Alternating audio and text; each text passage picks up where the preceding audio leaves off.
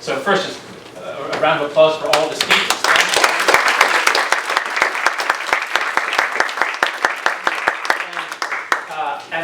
From my perspective, the day has just gone flawlessly, and I think the schedule was laid out so well, and I had nothing to do with any of that. So thanks to Azish and Jeremy, I think have really given us a great day.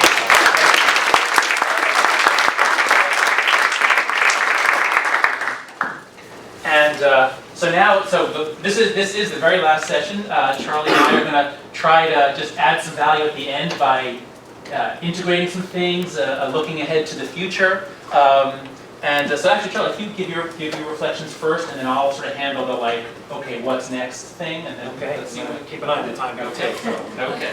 I'm Charlie Green. I spent 20 years in management consulting after getting an MBA, and then in 2000 co-wrote a book called The Trusted Advisor, and have written 2 books since then and focused on trust and trust issues. So I'm a practitioner. My focus is trust, business background, undergrad philosophy 100,000 years ago.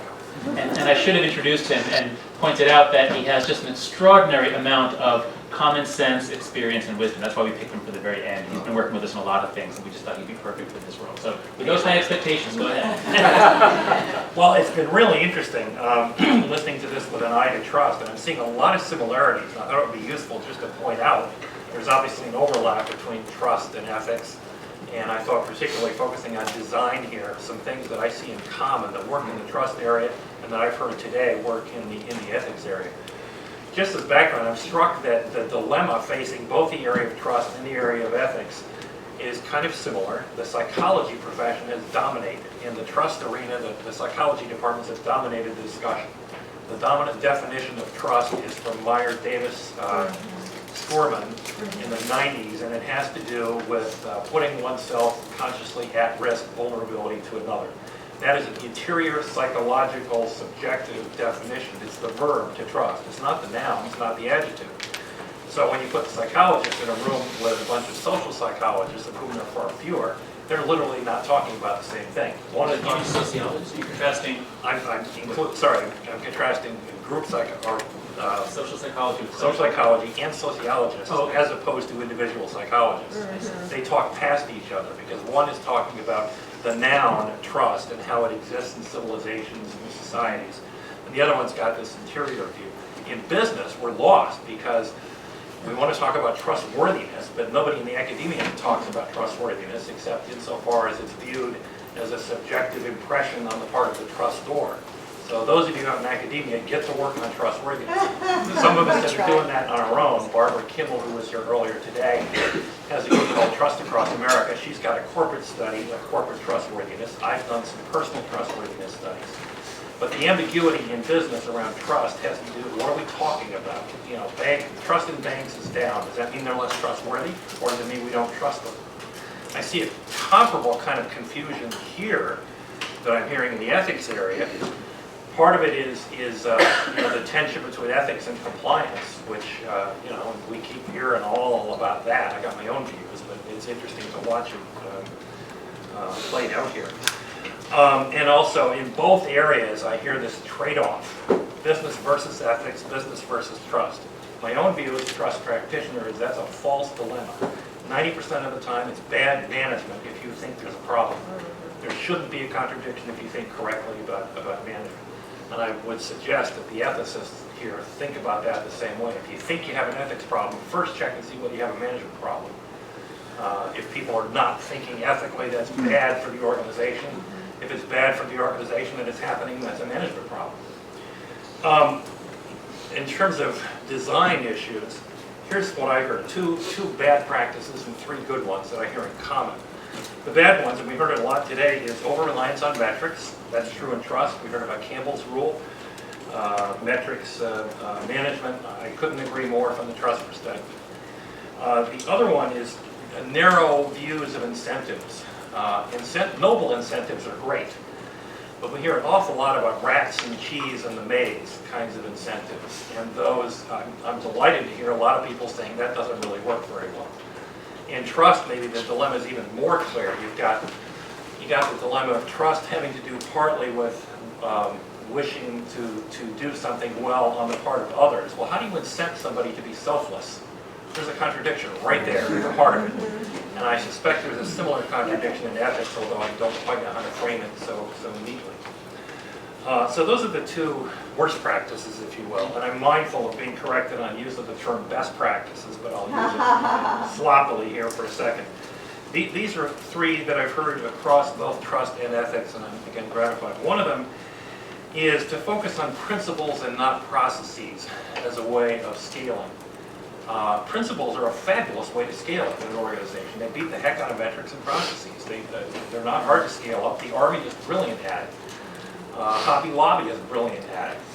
Apple's probably pretty good at it, and so are a few other firms. And yet we hear a lot of talk not about scaling by that. That's somehow not on the agenda. In fact, let me just take a quick digression. I'll put on my MBA hat and my 65-year-old hat. The dilemma facing business for the past 5 decades is that we've bought into over-rationalization and over-belief in the cognition aspect that we heard about this morning. And maybe some of the biggest culprits are anybody remember the name Bricklin, the inventor of the spreadsheets? All right, enough on that bias. The second principle that I found in trust, and I think I'm hearing here today, is role modeling as a vehicle, and not just by title, not just, oh, the senior people are doing it, but by giving people examples. Here's how you do it. Here's how you tackle this issue, and showing people by example. The third one I'm just coming to recognize in the trust area, but I was delighted to hear it today. It's discussions, it's dialogue, it's talking about stuff, it's talking about ethics, and it's talking about trust and having conversations. It's so easy to say, oh, we defined it, we measured it, put it away.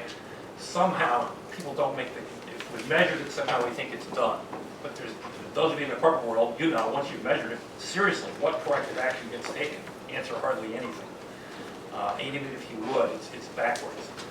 So, let me wrap up with just one quick vignette. I remember about 8 or 10 years ago, I was in Accenture as a consultant, and I happened to be in a high-level meeting. Bill Green was the CEO at the time. He was addressing about 40 top-level people about a new organization. Somebody asked him a question at the end. They said, with this new organization, will I be incented? If I'm in South Africa and my partner in Eastern Europe wants some support, are the incentives lined up for me to support him? And Bill Green got up out of his chair, got visibly angry, and he said, I never want to hear that goddamn question again. In this company, we do the right thing and you fix the incentives later. And we understood. Now, fast forward, this year, in Barbara Kimmel's study that I mentioned, Accenture's in the top 10 out of all U.S. publicly traded companies. They were there last year, too. It's no accident. You preach values, you talk values, you demonstrate, like in that moment, you knew immediately how to apply values. Here's a values opportunity. And I know in the trust arena, that I think is what works. That's what I preach. And I'm hearing much of the same throughout today. So those are my thoughts. Okay, well, wonderful. Thank you, Charlie. I think it's very helpful that you gave this list of 5. I'll just read it out. And I guess, Jeremy, we are note takers, right? So we're going to have notes available. I know some of you missed some of the morning sessions. We'll have both videos available and notes. So Charlie's list, over-reliance on metrics, narrow view of incentives, focus on principles. Sorry, the first 2 were bad ones and the good ones. Focus on principles, not processes, role modeling, and discussion. Okay, so there's just so much there. It's really helpful to have a list like that. Now I put together a very different sort of list. Mine was, what are some common themes of the day? What are, the talks were very different. That's the nature of ethical systems, is we're looking at 3 levels, we've got all these different fields.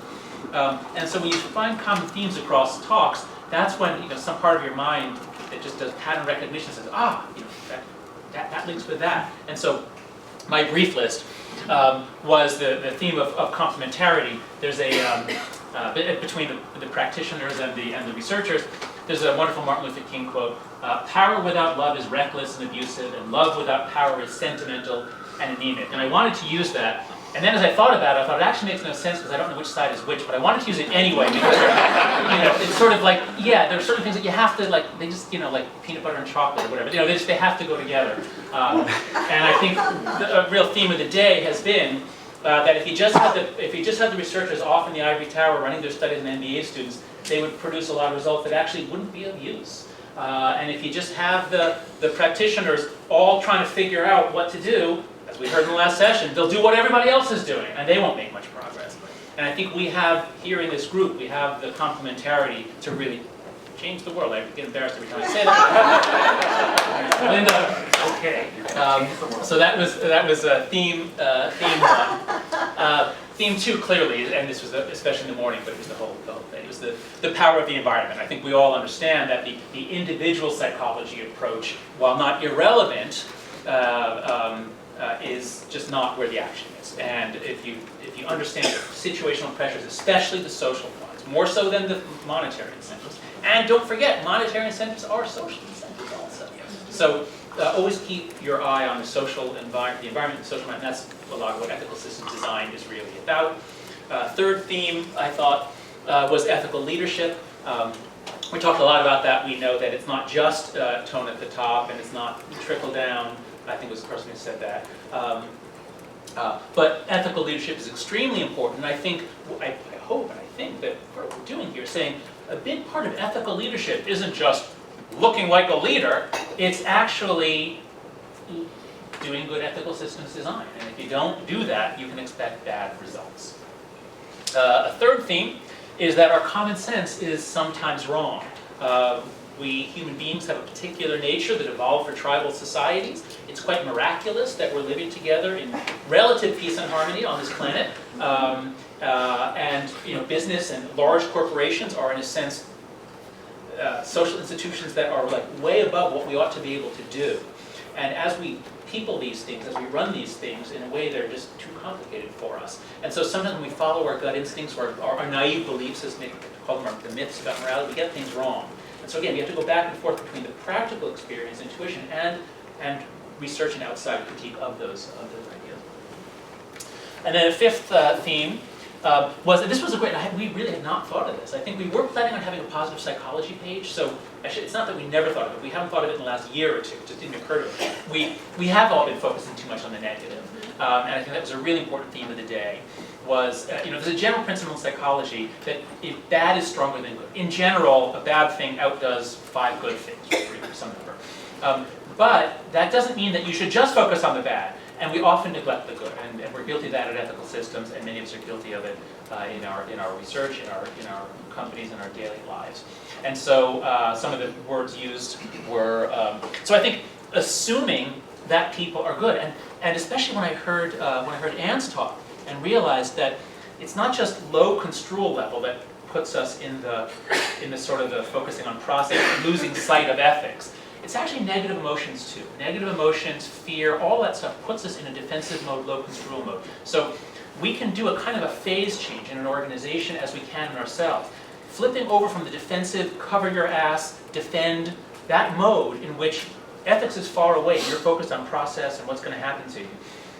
So positive emotions, enjoyment, remembering why we're in business, a sense of purpose. We've had elements of the importance of positivity throughout the day, and those really flip your mind into a different state in which it's much more interested in and concerned about ethics, trust, working together and producing something of value. If I could add one thing to this, the Robert Cialdini writing about influence, I think has identified part of the trust dynamic too. Reciprocity is critical. And you tend to return what's given. We act well to people that react badly. You can see with a dog. Yeah. If the dog's barking, you go up to say, nice doggy, the dog wags his tail.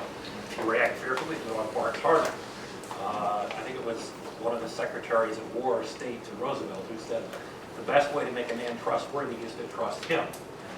Whatever you expect from people, good or bad, that's what you're going to get. And the reciprocity notion, it seems to me, I'll make an over-the-top statement here, and you can correct me, that good ethics supports good compliance, but big focus on compliance drives ethics down. That's right. And since that's one of the themes of the day is how do we get everybody thinking, well, you don't want to stop thinking about compliance, but how do we make the switch to thinking more about ethics?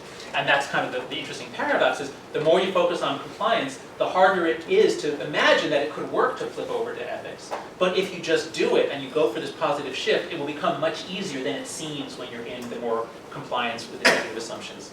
And that sounds like a Beatles song, woo-woo, but it's true.